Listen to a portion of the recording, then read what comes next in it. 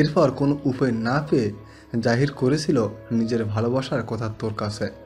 নির্লজ্জ ও বেহার মতো তোর কাছে নিজের ভালোবাসার ভিক্ষা চেয়েছিল, কিন্তু তুই কি করলি? অপমান করে গায়ে হাত পর্যন্ত তুলেছিস। আর এর কিছুদিন পরেই তুই নানা ভাইয়ের কথায় মায়াকে বিয়ে করে ফেললি। আর আমার বোনটা সহ্য করতে না পেরে গলায় ফাঁস লাগিয়ে ঝুলে গেল। কথাগুলো বলেই ধপ করে হাঁটু মুড়ে বসে গেল আসিফ মেঝেতে। ওখানে থাকা প্রতিটা ব্যক্তি অবাক হলো আসিফের কথাগুলো শুনে। এগুলো তাদের সত্যি অজানা ছিল। আরমান নিজেও অবাক গলায় বলল, কিন্তু সত্যি আমি জানতাম না যে আসিফ আমাকে ভালোবাসত। আর তোর কোথাও ভুল হচ্ছে, ও কখনো নিজে ভালোবাসা জাহির করেনি আমার কাছে। আসিফ মুখ তুলে তাকালো আরমানের দিকে। চোখগুলো টকটকে লাল হয়ে আছে। জানি তুই নিজের দোষ কখনো স্বীকার করবি না। এখনো মিথ্যা বলতে তোর বাচ্চা না? কি ভেবেছিলি সবার কাছে সবকিছু অজানায় থেকে যাবে? এটা বলেই আসিফ আবারও একটা তাচ্ছেলের হাসি হাসলো। এরপর পকেট থেকে ফোন বের করে একটা ভিডিও চালু করে ধরল সবার সামনে। সেখানে দেখা যাচ্ছে আরমান ঠিক তখনই ওয়াশরুম থেকে বেরিয়ে এসেছে খালি গায়ে, কোমরে শুধু একটা টাওয়াল পেঁচানো। ড্রেসিং টেবিলের সামনে দাঁড়িয়েছিল ও। ঠিক তখনই আসিফ আসিফের নিজের বোন এবং আরমানের ফুফাতো বোন হয়। সে আরমানকে পেছন থেকে জড়িয়ে ধরে আরমানের নগ্ন পিঠে মাথা রেখে বলেছে, আরমান ভাইয়া, ভালোবাসি তোমায়। প্লিজ তুমি নানা ভাইয়ের ঠিক করা মেয়েকে বিয়ে করো না। সাথে সাথে আরমান ধাক্কা দিয়ে সরিয়ে দেয় আসিফাকে। বিছানায় থাকা শার্টটা তাড়াতাড়ি গায়ে গলিয়ে নেয়। চিৎকার করে ওঠেও। কি যাতা বলছিস আসিফা? পাগল হয়েছিস? আসিফাও চিৎকার করে উঠল। হ্যাঁ হ্যাঁ, পাগল হয়েছি আমি, শুধু তোমায় ভালোবেসে। সাথে সাথে একটা চর বসিয়ে দেয় আরমান আসিফার গালে। আসিফা হুমড়ি খেয়ে পড়ে ফ্লোরে। আসিফা কান্না শুরু করে। তুমি তো মাইশা নামের এক মেয়েকে ভালোবাসতে, তাহলে এখন কেন ওই মেয়েকে বিয়ে করতে রাজি হয়ে গেলে? তুই খুব ভালো করে জানিস আমি রাজি হইনি, জোর করে রাজি করানো হয়েছে।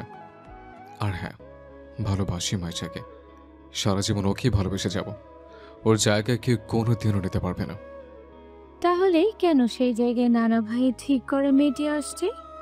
সেই জায়গায় যদি মায়ের নামে মেয়েটি আসতে পারে, তাহলে আমি কেন আসতে পারবো না?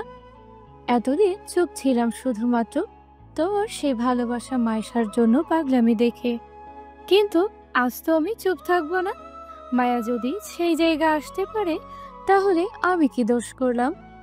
এভাবেই আরও অনেক যুক্তি দেখে কাঁদতে কাঁদতে রিকোয়েস্ট করে আসিফা আরমানকে ওকে বিয়ে করার জন্য। আরমান জানায় এটা কোনোভাবেই সম্ভব নয়, কারণ আসিফাকে ও নিজের বোনের চোখে দেখে। সামিরা আর আসিফা ছিল সমবয়সী। আসিফা এটাও বলে যে মায়ের বদলে আমাকে বিয়ে করো, আমাকে বিয়ে করলে তোমারই লাভ। যেদিন মাইশা তোমার জীবনে ফিরে আসবে, সেদিনই আমি তোমার জীবন থেকে সরে যাব। এটা কিন্তু মায়া নামের মেয়েটি করবে না। নানা ভাই তো চাই তুমি বিয়ে করো, সেটা যে মেয়েই হোক। কিন্তু তুমি নিজে থেকে কোনো মেয়েকে বিয়ে করছো না বলে নানা ভাই মায়ের সাথে জোর করে তোমার বিয়ে দিচ্ছে। তুমি নানা ভাইকে জানাও যে আমাকে বিয়ে করতে চাও। আরমান প্রচণ্ড রেগে যায় এগুলো আসিফার মুখ থেকে শুনে। ওর এগুলো একদমই সহ্য হচ্ছে না, কারণ ও আসিফাকে একেবারে সামিরার মতোই নিজের ছোট্ট বোনের চোখে দেখে। এদিকে আসিফাও কিছুতেই বুঝতে চায় না, পাগলামি করতে শুরু করে, কাঁদতে থাকে পাগলের মতো। আরমান রেগে গিয়ে আবারও মারতে যায় আসিফা। ঠিক তখনই সামিরা এসে ওর ভাইকে থামিয়ে দিয়ে আসিফাকে সরিয়ে নেয়। এইখানে শেষ আসিফার ফোনে চলা ভিডিওটি। সামিরা অবাক গলায় বলে ওঠে, কিন্তু এটা তো একটা নাটক ছিল আসিফ ভাইয়া। জানি তো, আমার বোনের ভালোবাসাটা তোদের সবার কাছে নাটক মনে হয়। না ভাইয়া, তোমার বুঝতে কোথাও ভুল হচ্ছে। এটা একটা নাটক ছিল। সেদিন আসিফা আর আমাদের আরও দুজন বান্ধবী আমাদের বাড়ি এসেছিল। আমরা ট্রুথ অ্যান্ড ডেয়ার খেলছিলাম ছাদে বসে। আসিফা ডেয়ার নিয়েছিল। ওর ডেয়ার ছিল বাড়ির মেন গেট দিয়ে যেই প্রবেশ করুক না কেন তাকেই প্রপোজ করতে হবে। সেটা বাড়ির কাজের লোকই হোক, বা কোনো গার্ড হোক, বা কোনো মেয়েই হোক, যেই প্রবেশ করবে তাকেই প্রপোজ করতে হবে। সেই অনুযায়ী গেট দিয়ে প্রবেশ করে বড় ভাইয়া, আর শর্ত অনুযায়ী ও যায় আরমান ভাইকে প্রপোজ করতে। আমরা ভীষণ ভয় পাই ভাইয়াকে, তাই সেদিন ভাইয়ার রুমে যাওয়ার সাহস পাইনি। আসিফাকে মোবাইলে ভিডিও করে আনতে বলি। তুমি যে এই ভিডিওটা দেখালে ওটা আসিফারই করা। ওর আসতে দেরি হচ্ছে বলে আমার ভাইয়ার রুমে যাই এবং দেখি ভাইয়াকে ওকে মারতে যাচ্ছে, তাই ভাইয়াকে আটকাই। আসিফের মোবাইলে থাকা ভিডিওটির পরের দৃশ্য। ভাইয়া, ভাইয়া প্লিজ থামো, আগে আমার কথাটা শোনো, মেরো না প্লিজ। আরমান সামিরাকে দেখে থেমে যায়, নিজের রাগ কন্ট্রোল করার চেষ্টা করে। সামিরা বলে, ভাইয়া ও নাটক করছে, এটা ডেয়ার ছিল। আরমান ভ্রুকুচকে বলে। মানে? এরপর সামিরা কিছু খুলে বলে আরমানকে।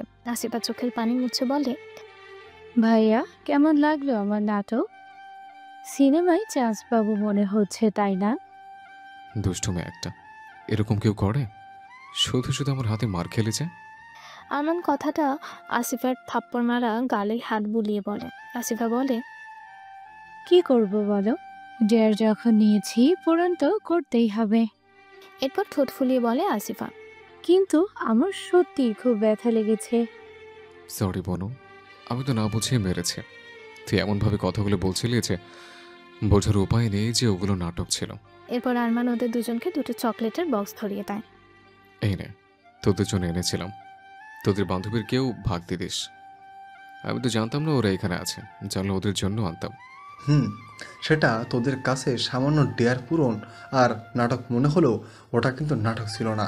ওর বলা কথাগুলো ছিল ওর মনের অনুভূতি। ওই ঘটনাটা পুরো সত্য ছিল, আর সেটা এই ডায়েরিটা পড়লে বুঝতে পারবি। কথাগুলো বলে আসিফ একটা ডায়েরি ছুড়ে দিল আরমানের দিকে। আরমান একবার তাকালো আসিফের দিকে, তারপর ডায়েরিটা খুলে পড়তে শুরু করলো।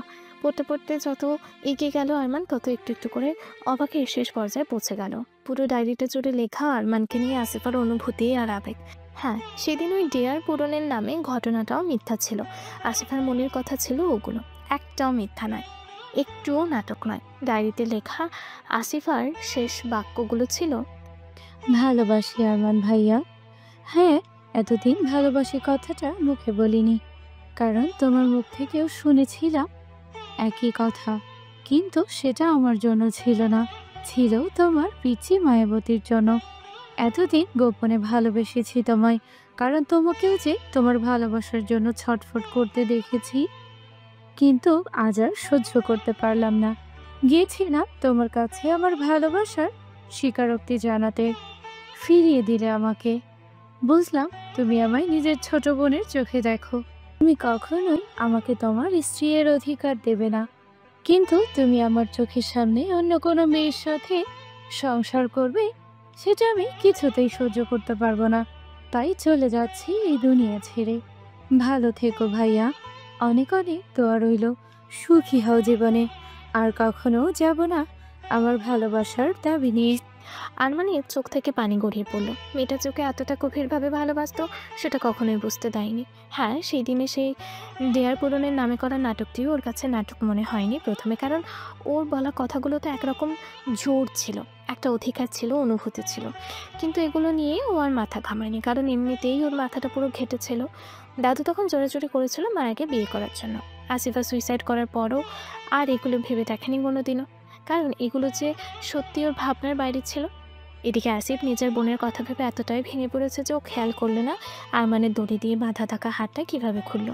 আবির, আয়ান, সামিরা আসিফের গুন্ডাদের হাতে বন্দি, তখনও ছটফট করছে ওরা ছাড়া পাওয়ার জন্য। আবির বলল, কিন্তু এতে আরমানের কে দোষ?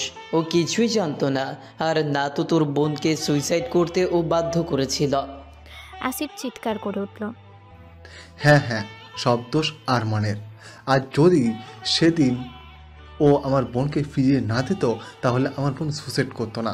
যদি সেদিন ওর আর মায়ের বিয়েটা না হতো তাহলে আজ আমার বোন বেঁচে থাকতো। মায়াকে বিয়ে করেছে বলেই আমার বোন বাধ্য হয়েছে সুসাইড করতে। আসিফের চোখেও পানি আর মুখে এক ভয়ঙ্কর হিংস্রতা। আরমানের চোখে পানি দেখে তাচ্ছিল্য হেসে বলল, এখন চোখ দিয়ে পানি আসছে তাই না? তবে এই চোখের পানি আমার বোনের জন্য না ফেলে তোর মায়াবাতির জন্য জমে রাখ। ঠিক যতটা কষ্ট আমার বোন পেয়েছে ঠিক ততটা কষ্ট তোর মায়াবতীকেও দেব। ঠিক যতটা ছটপট আমি করেছি ততটা ছটপট তুইও করবি। বুঝবি আপন মানুষ হারানোর কষ্ট। কি ভেবেছিস আমার বোনকে কষ্ট দিয়ে শেষ করে দিয়ে তুই নিজের সুখে থাকবি? আর সেটা আমি হতে দেব কখনো না। এরপর আসিফ একটু ঝুঁকে ধীর কিন্তু সবার শোনার মতো আওয়াজে বলল, একটা সিক্রেট বলি, নানা ভাই ও না এমনি এমনি মারা যায়নি, তাকেও আমি শেষ করেছি। একটু একটু করে পয়জন দিয়ে শেষ করে দিয়েছি তাকে, কারণ নানা ভাই ছিল সমান দোষী। আসিফা প্রথমে নানা ভাইয়ের কাছেই গিয়েছিল, কিন্তু নানা ভাই ফিরিয়ে দিয়েছিল। অথচ চাইলে নানা ভাই কিন্তু পারত তোকে আর আসিফাকে মিলিয়ে দিতে, কিন্তু সেটা সে করেনি, তাই তাকেও শেষ করে দিয়েছি আমি। বলেই পাগলের মতো হেসে উঠল আসিফ। এরপর আবারও বলল, মনে আছে সে মায়ার আর তোর ভয়ঙ্কর অ্যাক্সিডেন্টের কথা? সেটাও আমি করেছিলাম। তারপর ওই যে মায়াকে ড্রাগস দেয়া, সেটাও আমি দিতে বাধ্য করেছিলাম ছোট মামিকে, ব্ল্যাকমেল করে, সবার অজান্তে। ওই যে তোদের বিয়ের আগের দিন রাতে রুবির জায়গায় মায়ের থাকার কথা ছিল, কিন্তু কাকতালীয়ভাবে মায়ের জায়গায় রুবি চলে আসে এবং আমার সমস্ত প্ল্যান ভেস্তে যায়। কিন্তু এখন আমি তোর মায়াবতীকে তোর চোখের সামনে শেষ করব, তুই শুধু দেখবি আর ছটফট করবি। বলেই হেসে উঠল আসিফ। আরমান ধীরে ধীরে উঠে দাঁড়ালো। আরমানের বসে থাকা চেয়ারের পেছনে ঘাপটি মেরে বসে থাকা রুবিকে উদ্দেশ্য করে বলে উঠল আরমান। Thanks Ruby. উঠে দাঁড়ালো রুবি, কিছু বলল না, শুধু একটু হাসলো। আসিফ হুঙ্কার ছেড়ে উঠল, বিশ্বাসঘাতক! তোর জন্য, শুধুমাত্র তোর জন্য আমার প্ল্যান নষ্ট হয়েছিল, আর এখনও তুই আরমানকে হেল্প করছিস। তোকে আমি কিছুতেই ছাড়বো না। আরমান এগিয়ে গেল জ্ঞানহীন মায়ার দিকে ওকে মুক্ত করার জন্য, কিন্তু তার আগেই আসিফ ধরে ফেললো আরমানকে। ওদের দুজনের মধ্যে হাতাহাতি শুরু হলো। আসিফের 5 জন গুন্ডা ছিল, 2 জন আবিরকে, 2 জন আয়ানকে আর 1 জন সামিরাকে ধরে আছে। আসিফ ওর গুন্ডাদের উদ্দেশ্য করে বলল, হাঁ করে দেখছিস কি? একজন এদিকে আয়, হেল্প কর আমায়, আরমানকে আটকাতে হবে। আবিরকে ধরে থাকা একজন এগিয়ে গেল আসিফকে হেল্প করার জন্য। আরমান একাই যথেষ্ট ওদের দুজনকে কাবু করার জন্য। আরমানের সাথে ওদের দুজনের মারামারি শুরু হলো। ওরা দুজন মিলেও পেরে উঠছে না আরমানের সাথে। এদিকে গুন্ডাগুলোদের হাতে ছিল বন্দুক, কিন্তু আবির খুব ভালো করে জানে ওটা শুধু ভয় দেখানোর জন্য, ওটা ওরা ব্যবহার করবে না। আবিরকে ধরে থাকা সে গুন্ডার সাথে আবিরের ফাইট শুরু হলো। আবিরও তাকে কাবু করে ফেললো নিমিষেই। এইদিকে রুবি একটা মোটা লাঠি নিয়ে এসে আয়ানকে ধরে থাকা একজন গুন্ডার মাথায় বাড়ি দিল। এতটাই জোরে বাড়ি দিয়েছে যে মাথা ফেটে গলগল করে রক্ত পড়তে শুরু করেছে। সেই গুন্ডা মাথা ধরে মেঝেতে বসে পড়েছে। একজন পড়ে যেতেই আয়ান দ্বিতীয় জনকে কাবু করে ফেললো। এদিকে সামিরা সবাইকে ফাইট করতে দেখে নিজেও কিছু একটা করার কথা ভাবলো, কিন্তু বেচারে পাখির ছানার মতো শরীর নিয়ে এই হাতির মতো মানুষগুলোর সাথে তো আর ফাইট করতে পারবে না। তাই নিচের দাঁতগুলো ব্যবহার করলো, খুব জোরে কামড় বসালো ওকে ধরে থাকা গুন্ডাটির হাতে। এই সুযোগে রুবি তার মাথাতেও দিল একবারই। সব গুন্ডাগুলোই ইতিমধ্যে কাবু হয়ে গেছে। এখন শুধু আসিফ আর আরমানের মধ্যে ফাইট চলছে। ঠিক তখনই 30-40টা মতো পুলিশ বিলবিল করে ঢুকে গিয়ে চারপাশ ঘিরে ফেললো, ধরে ফেললো আসিফকেও। অফিসার নিজে থেকে বলে উঠলেন, অনেকক্ষণ আগেই এসেছি আমি, তবে আমার ফোর্স আসেনি, তাই আমি অ্যাটাক করতে পারছিলাম না। সব কিছু নিজের কানে শুনেছি ওনার বলা কথাগুলো। আপনার কোনো চিন্তা নেই, আমি নিজে সাক্ষী দেব ওনার বিরুদ্ধে, কঠিন সাজা হবে ওনার। আসিফকে বেশ কিছু পুলিশ ধরে আছে। রাগে পুরো ফসফস করছে, মনে হচ্ছে ওর শরীরের একসাথে অনেকগুলো দানবের শক্তি ভর করেছে। আমি থাকতে তুই তোর মায়াবতীকে নিয়ে সংসার করবি, সেটা কিছুতেই হতে দেব না। তোর মায়াবতীকে আমি শেষ করেই ছাড়বো। কথাটা বলেই কোনো রকমে পুলিশ ধরে থাকা হাতটা একটু সামান্য বাড়িয়ে একজন পুলিশের কোমরে থাকা রিভলভার কোনো রকমে বের করলো। তারপর কোনো কিছু না ভেবেই তাক করলো মায়ার দিকে। সাথে সাথে একটা বিকট আওয়াজ, আর থমকে গেল চারিপাশ। চিৎকার করে উঠলো 2 জন, একজন মায়াবতী আর একজন রুবি বলে। আরমান প্রথমে ভেবেছিল গুলি গিয়ে বিঁধেছে মায়ার শরীরে, তাই মায়াবতী বলে চিৎকার দিয়েছিল, কিন্তু ও ধারণা ভুল প্রমাণিত হলো। হ্যাঁ, রিভলভার মায়ার দিকে তাক করলো। মায়ার রিভলভার থেকে বেরোনোর গুলির মাঝে এসে দাঁড়িয়েছে রুবি। এদিকে আসিফ নিজেই যেন হতভম্ব হয়ে গেছে। অফিসার তাড়াতাড়ি করে আসিফের হাত থেকে রিভলভার কেড়ে নিল। এদিকে ততক্ষণে রুবির দেহ লুটিয়ে পড়েছে মেঝেতে। আবির এই দৃশ্য দেখে মুখের ভাষা হারিয়ে ফেলেছে। রুবি বলে চিৎকার দিয়ে আবির রুবির মাথাটা নিজের কোলে তুলে নিল। আবির অনবরত রুবির গাল হাত দিয়ে ঝাঁকাতে থাকলো। রুবির শ্বাস তখন ওঠানামা করছে, ক্রমেই ধীর হয়ে আসছে। গুলিটা সরাসরি রুবির বুকের বাঁ পাশে অর্থাৎ হাত বরাবর এসে লেগেছে। আবিরের চোখ বেয়ে অনবরত পানি পড়ছে, হাঁসফাঁস করছে। আবির পাগল প্রায় হয়ে যেতে বলতে থাকলো, এই বোকা পাখি, তোমার কিচ্ছু হবে না। আমি আবির থাকতে তোমার কিচ্ছু হতে দিব না। তুমি শুধু চোখটা খোলা রাখো, আল্লাহ তোমাকে অন্যের করে দিল, যেটার বিরহে আমি শেষ হয়ে যাচ্ছিলাম। আমি তো দূর হতেই তোমার সুখ দেখতে চেয়েছিলাম বোকা পাখি। আমার মনের দুয়ার তোমার জন্য আজীবন খোলা ছিল। তুমি জীবনের শেষ প্রান্তে এসেও যদি আমার হতে চাইতে, তবে আমি তোমাকে ফিরিয়ে দিতাম না। তুমি যেই অবস্থাতেই থাকো না কেন, আমি ঠিক সেই অবস্থাতেই তোমাকে গ্রহণ করে নিতাম। তোমার কিচ্ছু হবে না বোকা পাখি, আমি তোমার কিচ্ছু হতে দিব না। আমার অপেক্ষা এত সহজে শেষ হতে পারে না বোকা পাখি। তারপর আবির চিৎকার দিয়ে আরমানকে উদ্দেশ্য করে বলল, আরমান, অ্যাম্বুলেন্সে খবর দে। আমার বোকা পাখির কিচ্ছু হতে পারে না, ওর কিছু হলে আমি শেষ হয়ে যাব আরমান, আমি শেষ হয়ে যাব। আরমান আসিফ ও গুন্ডাদেরকে পুলিশের হাতে ছেড়ে দিয়ে দ্রুতই অ্যাম্বুলেন্সে খবর দিল। এদিকে এই অবস্থা দেখে সামিরাও দ্রুত ওদের কাছে ছুটে এসেছে। সামিরাও অনবরত কান্না করে চলেছে। এসে আবিরের কোলে থাকা রুবির মাথার কাছে গিয়ে বলল, কিছু হবে না তোমার আপু, মনোবল রাখো, অ্যাম্বুলেন্স চলে আসবে। এক্ষুনি জোরে জোরে শ্বাস নাও। তোমাকে ছাড়া আমার আবুল ভাইয়া যে শেষ হয়ে যাবে। তোমাকে বাঁচতে হবে যে কোনো মূল্যে। আমার আবুল ভাইয়ার জন্য তোমাকে বাঁচতেই হবে। এতটা নিষ্ঠুর হতে পারো না তুমি। এদিকে রুবির শ্বাস ক্রমশই ধীর হয়ে আসছে। অনেক কষ্টে কাঁপা কাঁপা কণ্ঠে বলল, আমাকে ক্ষমা করে দিবেন আবির বাবু, আমি সত্যিই ভাগ্যবতী। তাই তো আপনার মতো মানুষের মনে একজন সাধারণ মেয়ে হয়েও জায়গা পেয়েছি, ভালোবাসা পেয়েছি। কিন্তু আমি আপনার যোগ্য না। উপরওয়ালার ইচ্ছে না চাইতেও কলঙ্কিত হয়ে অন্যের হতে হয়েছে আমাকে, যেখানে বেঁচে থেকে সংসার কখনোই হতো না। তার চেয়ে বরং মায়া ম্যামে বেঁচে থাকা জরুরি। স্যার আর ম্যাম যে অনেক সাধনা ঝড় ঝাপটা পেরিয়ে এক হতে পেরেছে। আসিফের সাথে বিয়ে হয়ে আমার জীবন নরকে পরিণত হয়েছিল। এর চেয়ে ভালো স্যার আর ম্যাম একসাথে ভালোভাবে বেঁচে থাকুক। আর আরমান স্যার আমাকে যা দিয়েছেন তার ঋণ কীভাবে শোধ করবো বলুন তো আবির বাবু? আমাকে আশ্রয় দিয়েছেন, পড়াশোনা করার সুযোগ দিয়েছেন, অসুস্থ বাবা মাকে দেখভাল করেছেন। এত এত ঋণ আমি কিভাবে শোধ করবো আবির বাবু? আমার জীবনে তার কিচ্ছু নেই। তাই এই জীবনের বিনিময়ে যদি স্যারের ঋণ একটু শোধ করে পারি, তাহলে যে আমি মরেও একটু শান্তি পাবো। আমার চোখের সামনে আপনাকে ভেঙে পড়তে দেখার সাধ্য আমার নেই আবির বাবু। আপনি ক্ষমা করে দিয়েন আমাকে। আমি জানি আমার সময় শেষ। আমার একটা ইচ্ছে পূরণ করবেন আবির বাবু। আবির পাগলের মতো কাঁদছে আর রুবির কথা শুনে তো নিজেকে আটকানো দায় হয়ে পড়েছে। আবির ওই অবস্থাতেই মাথা ঝুঁকিয়ে বোঝালো যে সে রুবির কথা রাখবে। রুবির তা দেখে ঠোঁটের কোণে একটু হাসি এনে বলল, আপনি আর পেছনে ফিরে তাকাবেন না আবির বাবু, আপনি সামনে এগিয়ে যাবেন। আপনার জীবনটাকে নষ্ট করবেন না, আপনার জীবনটাকে সাজানোর নিজের মতো করে। আমি দূর থেকে আপনার সুখ দেখব। আপনি সুখী থাকলেই তা দেখে আমার আত্মা শান্তি পাবে। কথা দিন, আপনি আমায় কথা রাখবেন। কথা দিন আবির বাবু, আপনি আমার শেষ ইচ্ছে পূরণ করবেন।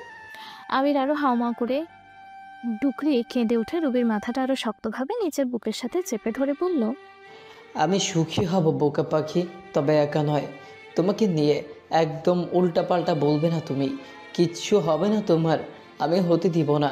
আমি একটা ছোট্ট সংসার সাজাবো, কিন্তু সেটা তোমাকে নিয়ে হবে বোকা পাখি, তোমাকে নিয়ে। রুবি মুখে কোনো রকম শেষ হাসি ফুটিয়ে ফিসফিস করে বলল, এটা যে আর কোনোভাবেই সম্ভব না আবির বাবু। এরপর রুবি সামিরার দিকে তাকিয়ে বলল, তুমি তো আমায় আপু ডাকো, বড় বোন মনে করে একটা কথা রাখবে সামিরা। সামিরা কান্নারত অবস্থাতেই মাথা ঝাঁকিয়ে বোঝালো, হ্যাঁ। রুবির কথা বলতে প্রচণ্ড কষ্ট হচ্ছে, তবু কোনো রকমের সামিরাকে বলল, সামিরা কথা দাও আমায়, তুমি তোমার এই পাগল আবুল ভাইটাকে দেখে রাখবে। কথা দাও আমাকে সামিয়া, এই মানুষটাকে যে বড্ড পাগল, সে যে ভালোবাসার কাঙাল, তাকে তুমি দেখে রাখবে সামিরা, ভালোবাসায় মরিয়ে রাখবে। একমাত্র তুমি ছাড়া কেউ বোঝে না তোমার এই আবুল ভাইয়াকে। যতই তোমার ঝগড়া করো না কেন, আমি জানি তোমরা দুজন হচ্ছ একে অপরের জান। তোমার আবুল ভাইয়ার বুকে আমার শূন্যতা তুমি পূরণ করে দিও সামিরা। আমি জানি এটা তুমি ছাড়া কেউ পারবে না। আমি তোমার এই পাগল আবুল ভাইয়াকে তোমার হাতে তুলে দিলাম। আমি তো যত্নে রাখতে পারলাম না, আমার দায়িত্বটা তোমাকে দিয়ে গেলাম সামিরা। আমার শেষ ইচ্ছেটা পূরণ করো সামিরা, কথা দাও আমাকে। আবির বাবুর প্রতিটা বিপদে তুমি ঢাল হয়ে দাঁড়াবে, কখনো তার হাত ছাড়বে না। তোমার এই ভাঙা আবুল ভাইয়াকে একটা নতুন জীবন ফিরিয়ে দিবে, কথা দাও সামিরা। সামিরা এই অবস্থাতে কি করবে কিছু বুঝে উঠতে না পেরে মাথা ঝাঁকিয়ে হ্যাঁ বুঝিয়ে রুবির হাতটা চেপে ধরল। রুবি অনেক কষ্টে কাঁপা কাঁপা হাতে সামিরা আর আবিরের হাত মিলিয়ে দিয়ে মুখে কোনো রকম শেষ হাসি ফুটিয়ে ফিসফিস করে বলল, এইবার যে আমি মরেও শান্তি পাবো আবির বাবু। এই বলে আবিরের বুকে ঢলে পড়ল মৃত্যুর কোলে।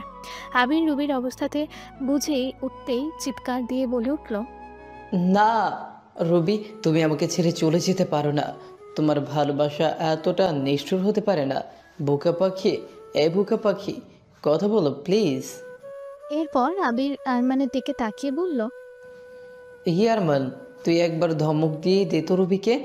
দেখ না, ও কথা বলছে না আমার সাথে, ও তোকে ভয় পায়, তোর সব কথা শোনে। তুই ওকে একবার ধমকে দে না, বল না আমার সাথে কথা বলতে। পাগলের মতো বকতে থাকলো আবির। আরমান সে নিজেও আজ ভেঙে পড়েছে, নিজের বোন সমান রুবিকে হারিয়ে। নিজে ওকে গ্রাম থেকে নিয়ে এসেছিল, মুখে কখনোই প্রকাশ না করলেও ভালোবাসা দিয়েছে আপন বোনের মতন। আজ রাগী গম্ভীর কাঠখোট্টা আরমান শাহরিয়ারের 2 চোখের অশ্রুর বাঁধ ভেঙেছে। রুবির লাশ শাহরিয়ার ম্যানশনে আনার পর গ্রামে নিয়ে যাওয়ার ব্যবস্থা হচ্ছিল। ঠিক তখনই ঘটে যায় আরও একটি অপ্রত্যাশিত ঘটনা। শোনা যায় আসিফও থানায় বন্দি থাকা অবস্থায় বাথরুমে সুইসাইড করেছে। দেয়ালে ভাঙা ইটের টুকরো দিয়ে লেখা, আমার কবরটা যেন আমার রুবির পাশেই দেয়া হয়, এটাই আমার শেষ চাওয়া। সে প্রথম যেদিন থেকে রুবিকে আসিফ শাহরিয়ার ম্যানশনে দেখেছে সেই দিন থেকেই একতরফা ভালোবেসে গেছে মনে মনে। কিন্তু ওর নিজেরও লক্ষ্য ছিল শুধু আরমানকে শেষ করা। কখনো একবারও ভাবেনি নিজেকে নিয়ে এবং নিজের ভালোবাসাকে নিয়ে, কারণ ও জানতো আবির রুবি দুজনেই দুজনকে চায়। কিন্তু শেষ পর্যন্ত না চাইতেও ভাগ্য ওদেরকে মিলিয়ে দিয়েছিল। তবে প্রতিশোধের খেলায় অন্ধ হয়ে নিজের ভালোবাসাকেও বিসর্জন দিয়েছিল, অবহেলা করেছিল রুবিকে। বিয়ের পর থেকে প্রচণ্ড কষ্ট দিয়েছিল, তারপরও সব মুখ বুঝে সহ্য করেছিল রুবি। কিন্তু এখন নিজের হাতে নিজের ভালোবাসার মানুষটিকে মেরে ফেললো। এটা কিছুতেই সহ্য করতে পারলো না আসিফ, তাই নিজেই নিজেকে শাস্তি দিল, সুইসাইড করলো আসিফ। আর শেষ চাওয়া হিসাবে চেয়ে নিল রুবির কবরের পাশে নিজের কবর। বর্তমান আজ রুবি এবং আসিফের মৃত্যুবার্ষিকী। সেই উপলক্ষে ওদের গ্রামের সকল মানুষজন সহ আরও আশেপাশের গ্রামের দুঃখী গরিব মানুষদের খাওয়ানো হবে, বস্ত্রদান করা হবে, মিলাদ পড়ানোর ব্যবস্থাও করা হয়েছে। আর এর অর্ধেক খরচ আবির বহন করে, বাকি অর্ধেক আসিফের বাবা। ওরা এই দুনিয়া ছাড়ার পর থেকে প্রতি বছর এটাই হয়ে আসছে। রুবির বাবা মারা গেছে কয়েক বছর হলো, মাটা এখনো বেঁচে আছে, তবে আর হাঁটাচলা করতে পারে না, বিছানায় পড়ে আছে তিনি। আবির ওনাকে দেখাশোনার জন্য একটা মেয়ে রেখেছে। আবির রুবির বাবা মাকে শহরে নিয়ে গিয়ে নিজের কাছে রাখতে চেয়েছিল, কিন্তু ওনারা এই শেষ বয়সে এসে গ্রাম ছেড়ে আর কোথাও যেতে চায়নি। তাই আবির গ্রামে থাকলেও ওনাদেরকে কোনো কষ্ট পেতে দেয়নি কোনো দিনও। নিজের বাবা মা ভেবে আগলে রেখেছে এই 8 বছর। আবির আর সামিরার বিয়েটাও হয়েছিল হুট করে। সামিরার বিয়ে ঠিক হয়েছিল একজনের সাথে, কিন্তু বিয়ের দিন সেই ব্যক্তি তার প্রেমিকাকে নিয়ে পালিয়ে যায়। মান সম্মান বাঁচাতে সাবিনা বেগম ও আনোয়ার সাহেব ছুটে যান আবিরের কাছে। সাবিনা বেগম আবিরকে বলেন, আবির, যেদিন থেকে বাবা তোমায় এই বাড়িতে নিয়ে এসেছিল সেই দিন থেকে তোমাকে নিজের ছেলের চোখে দেখেছি। আজ যদি তোমার কাছে নিজের ছেলে মনে করে কিছু চাই তাহলে দেবে? চাইতে হবে না আন্টি, আপনি শুধু আদেশ করুন। সাবিনা বেগম হাত বাড়িয়ে দিয়ে বললেন, তুমি আগে কথা দাও আমায়। আবির সাবিনা বেগমের হাতে হাত দিয়ে বললেন, কথা দিচ্ছি আন্টি, যদি আমার সাধ্যের মধ্যে হয় যা চাইবেন তাই দিব। आपके लिए मेरी जान भी कुर्बान है। জান কুরবান করে লাগবে না আব্বু, তোমার জীবনটা লাগবে। প্লিজ তুমি তোমার জীবনটা আমার মেয়ে সামিরার নামে করে দাও। ওকে বিয়ে করে ওর জীবনটা বাঁচাও আবির। আমাদের মান সম্মান যে সব শেষ হতে চলেছে। আবির এটা শুনে আকাশ থেকে পড়ল যেন। মানে এইসব কি বলছেন আন্টি? আমি কিছুই বুঝতে পারছি না। তখনই আরমান রুমে প্রবেশ করে। রায়হান অন্য এক মেয়েকে নিয়ে পালিয়ে গেছে আবির। রায়হানের বাবা জানতে পেরে বিয়ের বরযাত্রী মাদ্রাসা থেকে ঘুরিয়ে নিয়ে গেছে। বর আসেনি বিয়ে করতে। আমাদের সমস্ত গেস্ট এসে গেছে। এখন তুই আমাদের শেষ সম্বল। তোর কাছে রিকোয়েস্ট করছি আমি, সামিরাকে বিয়েটা করে নে, আমাদের মান সম্মান বাঁচিয়ে দে আবির। আবিরের অবস্থা এখন এমন যেন বড় ধরনের একটা শক পেয়েছে। কিন্তু আমি কিভাবে কি? তুই তো জানিস আমার বিষয় আরমান, আর এমনিতেও সামিরাকে আমি আমার ছোট বোনের নজরে দেখি। এটা কিভাবে সম্ভব? তুই চাইলেই সম্ভব আবির। আর সামিরার জন্য তোর থেকে ভালো ছেলে দুনিয়া হাজার খুঁজলেও পাবো না। কোনোদিন জোর করে কিছু চাপিয়ে দিইনি তোর উপর, তবে আজ দিচ্ছে। প্লিজ রাজি হয়ে যা আবির, এছাড়া আর কোনো উপায় নেই। আবির অসহায় চোখে তাকালো আরমানের দিকে। তুই কিন্তু জানিস আমার বিষয়ে সব কিছু, আমার মনের কথাও জানিস তুই আরমান, তারপরেও এটা কিভাবে বলতে পারছিস? এছাড়া যে উপায় নেই আবির। তোর যদি আমাকে স্বার্থপর মনে হয় তাহলে হ্যাঁ, আমি আমার বোন ও বন্ধুর কথা ভেবে স্বার্থপর হতেও রাজি। তুই এবার কতদিন এভাবে একা একা থাকবি? আমার কথাটা প্লিজ রাখ, বিয়ে করো না সামিরাকে, দেখবি খুব সুখী হবি তোরা দুজন। আমি আরমান বলে রাখলাম। মিসেস সাবিনা বেগম কাঁদতে শুরু করলেন। তুমি আমাকে কথা দিয়েছো আবির, দয়া করো আমার মেয়েটাকে বিয়েটা করে নাও বাবা। আমি তোমার কাছে সারা জীবন কৃতজ্ঞ থাকবো। হাত জোর করে অনুরোধ করছি তোমায়, তোমার এই মায়ের অনুরোধ রাখো বাবা। আবিরের কাছে আর কোনো উপায় ছিল না। সে ছোট থেকে ওদের বাড়িতে আছে, ওরা ওকে নিজের ছেলের মতো মানুষ করেছে, কোনোদিন কোনো কিছুর কমতি ওকে বুঝতে দেয়নি। তাই এক প্রকার নিজের মনের বিরুদ্ধে গিয়ে রাজি হয় সামিরাকে বিয়ে করতে। কিন্তু বিয়ে করে নিলেও প্রথম সামিরা এবং আবির কেউই সেই বিয়ে মেনে নিতে পারেনি। সামিরাকে জোর করা হয় আবিরকে বিয়ে করার জন্য। রাগে দুঃখে দেশ ছাড়ে সামিরা। 4 বছর পর নিজের দেশে ফেরে সামিরা, ডক্টর সামিরা শাহরিয়ার হয়ে। বিদেশে থাকাকালীন সামিরা বুঝতে পারে আবিরের প্রতি ওর এক অন্য ভালোবাসা আছে, হয়তো সেটা 3 কবুলের জোরে। এরপর সামিরা মনে মনে সিদ্ধান্ত নেয় ও আবিরের জীবনে ফিরে যাবে। তাই বিদেশে ফিরে এসে আবিরের মনে নিজের জায়গা করে নেওয়ার চেষ্টা করে। ধীরে ধীরে সফলও হয়। আবিরও মেনে নেয় সামিরাকে, হৃদয়ে জায়গা দেয় নিজের অর্ধাঙ্গিনীকে। হয়তো ওদের হালাল সম্পর্কের জন্য এটা সম্ভব হয়েছে, তবুও আবিরের হৃদয়ে কোনো এক কোণে এখনও রয়ে গেল রুবি নামক মানুষটি। আর সামিরাও সেটা খুব ভালো করেই জানে। থাক না ওর আবুল ভাইয়ার হৃদয়ের এক পাশে তার বোকা পাখি, সামিরা না হয় আর এক পাশে থাকবে। রাতের দিকে আবির ব্যালকনিতে দাঁড়িয়েছে, 2 হাত প্যান্টের পকেটে গুছিয়ে, দৃষ্টি ওর বহু দূরে। তখনই 2টো হাত পেছন থেকে এসে বুকের কাছে তড়িয়ে ধরল, মাথা রাখলো পিঠে। আবির মুচকি হাসলো, বলল, কি ব্যাপার, এখনো ঘুমাওনি যে? সারাদিন অনেক খাটাখাটনি হয়েছে, যাও ঘুমিয়ে পড়ো। তোমার উপরেও তো অনেক চাপ গেছে আজ, তুমিও তো ঘুমাওনি এখনো। আর জানো না, তোমার ওই বুকে মাথা না রাখলে ঘুম আসে না আমার। তারপরেও এমন বলছো? ঠিক আছে, গেলাম আমি ঘুমাতে। তুমি এই রুমে না, বাচ্চাদের রুমে। শেষের কথাগুলো অভিমানী গলায় বলে গাল ফুলিয়ে আবিরকে ছেড়ে দিয়ে চলে যেতে চাইল সামিরা। কিন্তু তার আগেই আবির সামিরার হাত ধরে টেনে এক ঝটকায় নিজের কাছে টেনে নিল। সামিরা তখনও নিজেকে ছাড়ানোর চেষ্টা করছে। এরপর হঠাৎই একটা দুষ্টু হাসি দিয়ে কামড় বসালো আবিরের বুকে। আহ, কি করছিস শামু? এটা আমাকে একা ঘুমাতে বলার শাস্তি। আবির সামিরাকে বুকে জড়িয়ে রেখে বলল, এইভাবে কামড় কিসে দেয় বলতো? সামিরা ভ্রুকুচকে বলল, কিসে? কুত্তায়। আবিরের কথা শেষ হতেই সামিরা ওকে এলোপাথারি মারতে শুরু করলো। আর আবির হু হা করে হাসতে থাকলো। এরপর এক হাত দিয়ে বুকের একপাশে শক্ত করে জড়িয়ে ধরলে আবির। সাম্মু, ধন্যবাদ তোকে আমার এই অগোছালো ভাঙাচোরা জীবনটাকে সাজিয়ে একটা ছোট্ট পুতুল উপহার দেওয়ার জন্য। থেমে গেল সামিরা ছটফটানি। ও নিজেও আবেগী কণ্ঠে মুচকি হেসে বলল, আমি জানি তুমি রুবি আপুকে এখনো কতটা ভালোবাসো। আপুকে দেওয়া কথা যে আমি রাখতে পেরেছি, এটাই আমার বড় সাফল্য। শেষ নিঃশ্বাস পর্যন্ত তোমার পাশে থাকবো আমার আধ পাগল মিস্টার আবুল ভাইয়া। কথাটা বলেই সামিরা আবিরকে শক্ত করে জড়িয়ে ধরে, ওর বুকে মাথা রাখলো। অন্যদিকে মাইশা শাড়ি চেঞ্জ করে নাইট ড্রেস পরে ওয়াশরুম থেকে বেরোতেই আয়ান ওকে কোলে তুলে নিল। ওর কিছু বুঝে ওঠার আগে, আরে কি করছো, পড়ে যাব তো। আজ পর্যন্ত কখনো আমার কোল থেকে পড়তে দিয়েছি তোমায়?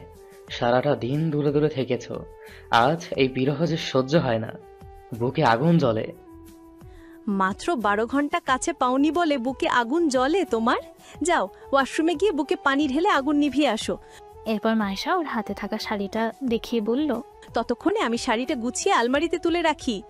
আয়ান মাইশাকে কোলে করে নিয়ে এসে বিছানায় ফেলে দিতে দিতে বলল, আমার বুকে জ্বলতে থাকা এই আগুন যে ওয়াশরুমের পানি দিয়ে নেভানো যাবে না ডার্লিং, এই আগুন নেভানোর জন্য তোমাকে চাই। কথাটা বলেই আয়ান মাইশার হাতে থাকা শাড়িটা কেড়ে নিয়ে সোফায় ছুঁড়ে মারল। এরপর এক লাফে বিছানায় উঠে মুখ ডুবালো মাইশার গলায়। ঠিক তখনই দরজায় নক হওয়া আওয়াজ হলো। বিরক্ত হলো আয়ান, বিরক্তি গলায় বিড়বিড় করে উঠল আয়ান, এই রাতের বেলাতেও একটু শান্তি নেই? দরজার উপাস থেকে বলে উঠল আনায়া, মাম্মা আড্ডিটা কান্না করছে, রুমে মেনকে পেলাম না, বড় চাচিও নেই। মাইশা তাড়াতাড়ি বিছানা থেকে উঠে এলো। বিছানার একপাশে পড়ে থাকা ওড়নাটা গায়ে জড়িয়ে তাড়াতাড়ি দরজা খুলে বেরিয়ে গেল।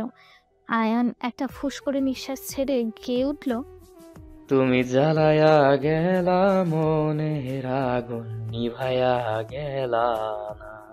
মায়েশা একটু আগেই সব বাচ্চাদেরকে একটা রুমে ঘুম পাড়িয়ে রুমে এসেছিল। মায়েশা জিজ্ঞাসা করলো আনায়াকে, তোমার শেফালি আন্টি কোথায়? শেফালি তো ছিল ওই রুমে। আন্টি নিজে গেছে, রুমে খাওয়ার পানি নেই, শেষ হয়ে গেছে, তাই পানি আনতে গেছে। মায়েশা তাড়াহুড়ো করে রুমে ঢুকে দেখলো ছোট্ট বেডটাতে বসে বসে কাঁদছে আদ্রিতা। তাড়াতাড়ি ওকে কোলে তুলে নিল মায়েশা, আদর করে বলল, কি হয়েছে? আমার মাম্মাটা কান্না করে কেন? আদ্রিতা ঠোঁট ফুলিয়ে বলল, মাম্মার কাছে দাবো মিমি, মাম্মা কোথায়? আচ্ছা চলো দেখি তোমার মাম্মা কোথায় গেছে, এখন কান্না থামাও।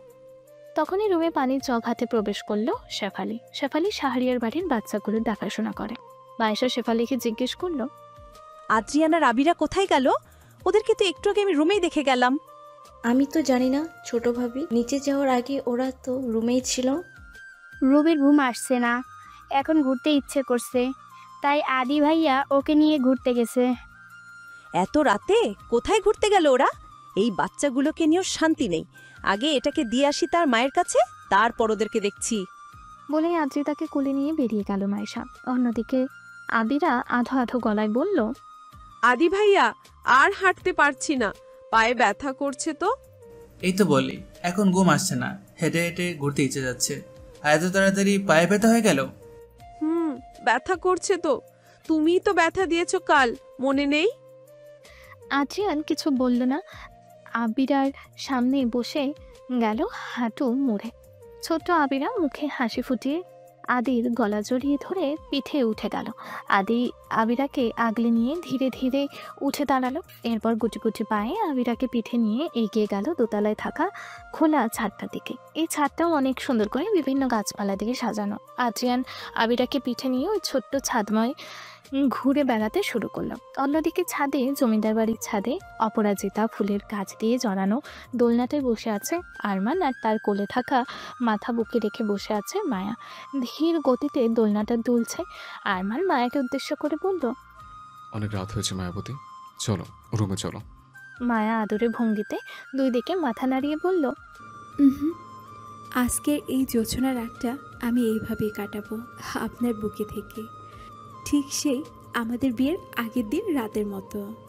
ঠিক তখনই নিজের হাতে টান অনুভব করলো মায়া। ভ্রুকুচকে আরমানের বুক থেকে মাথা তুলে তাকিয়ে দেখলো ওর মেয়ে আদ্রিতা ওর হাত ধরে টানছে।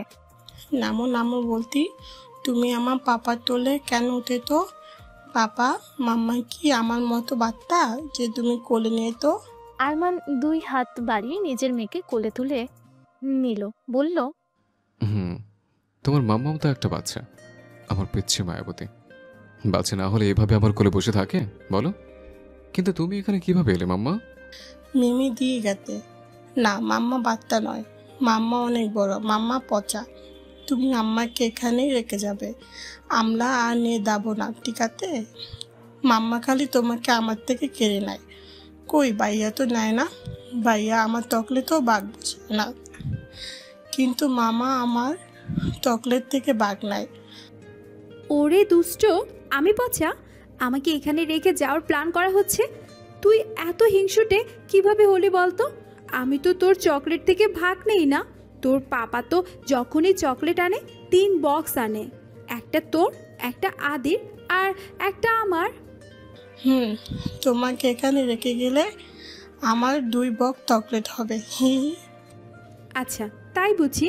এইটুকু বয়সে পেটে পেটে এত চকলেটের জন্য নিজের মাম্মামকেও এখানে রেখে চলে যাবে? আদ্রিতা মাথা নাড়িয়ে বলল, শুধু চকলেটের জন্য নয়, তুমি থাকলে পাপা তোমাকেও অনেক ভালোবাসে, তুমি না থাকলে আমি বেঁচে বেঁচে ভালোবাসা পাবো। মায়া অবাক হয়ে তাকিয়ে আছে ওর মেয়ের দিকে। এইটুকু মেয়ে এত পাকা পাকা কথা শুনে, আর এইদিকে আরমান মা মেয়ে ঝগড়া দেখে হেসেই চলেছে। আই মেয়ে, তুই ভালোবাসার কি বুঝিস রে? সব তুমি বুঝবে না ভালোবাসা কি, বাচ্চা মেয়ে। দাও ঘুমাও, আমি আর পাপা এখানে বসে গল্প করব। মায়া চোখ বড় বড় করে তাকালো মেয়ের দিকে। বেশ কিছুক্ষণ চললো আরমানকে নিয়ে মা মেয়ের ঝগড়া, আর আরমান মুগ্ধ চোখে দেখতে থাকলো ওদের ছেলে মেয়ে আর মায়াবতীকে নিয়ে আজ পরিপূর্ণ ও। বেশ কিছুক্ষণ পর আদ্রিতা ঘুমিয়ে পড়লো মায়ার কোলে। গম্ভীর সাহেবের কোলে মায়াবতী, আর মায়াবতীর কোলে তাদের ছোট্ট মেয়ে আদ্রিতা। হালকাভাবে দুলছে দোলনা। তারা ভরা জ্যোৎস্না রাত ও হালকা শীতল হাওয়া মোহময়ী ও শান্ত পরিবেশ সৃষ্টি করেছে। আরমানের বুকে মেয়েকে কোলে নিয়ে ঘুমিয়ে পড়েছে মায়া। মুগ্ধ চোখে চেয়ে আছে আরমান তার মায়াবতীর মুখের দিকে। আরমানের চোখের এই মুগ্ধতা কোনোদিনও শেষ হওয়ার নয়। ফিসফিস করে বলে উঠল আরমান, তুমি পাশে থাকলে আমার জীবনের প্রতিটা মুহূর্তে রঙিন লাগে মায়াবতী। তুমি আমার শেষ ঠিকানা, আমার বেঁচে থাকার একমাত্র কারণ। আমার জীবনে তুমি ছাড়া সবটাই অর্থহীন। ভালোবাসে মায়াবতী, ভীষণ ভীষণ ভালোবাসি তোমায়। আজ গম্ভীর সাহেব আর মায়াবতীর ভালোবাসা পূর্ণতা পেল। অপেক্ষা, কষ্ট, আকাঙ্ক্ষা সব কিছু সীমা ছাড়িয়ে যে ভালোবাসা একদিন ছিল স্বপ্ন, আজ সেটাই হয়ে উঠেছে বাস্তবতার সবচেয়ে সুন্দর সত্যি। ভালোবাসা যে কেবল পাওয়া নয়, সেটা লালন করাও আজ তার সাক্ষী হলো গম্ভীর সাহেব ও তার মায়াবতী। গম্ভীর সাহেব আর মায়াবতীর গল্প শেষ নয়, এ এক নতুন শুরুর প্রতিশ্রুতি। মায়াবতী আর গম্ভীর সাহেবের জার্নি শেষ হলো আজ। এই গল্পের মাধ্যমে পরিচিত হয়েছে অনেক মানুষের সাথে। কেউ রয়ে গেছে বন্ধু হিসেবে, কেউ ছেড়ে গেছে শত্রুতা করে। শুনতে হয়েছে অনেক কটু কথা। আবারও আপনাদের ভালোবাসায় নিজেকে শক্ত করেছি। এত ভালোবাসা পেয়েছে আপনাদের থেকে, তা সত্যি ভাষায় প্রকাশ করা অসম্ভব। আশা করছি এভাবে পরবর্তীতেও আপনাদের ভালোবাসা পাবো। সকলের মনের অনুভূতি জানতে চাই এই গল্প নিয়ে। সকলকে ভালোবাসা অবিরাম। আশা করছি পরবর্তীতেও আপনাদের সকলকে পাশে পাবো। আসসালামু আলাইকুম, আল্লাহ হাফেজ।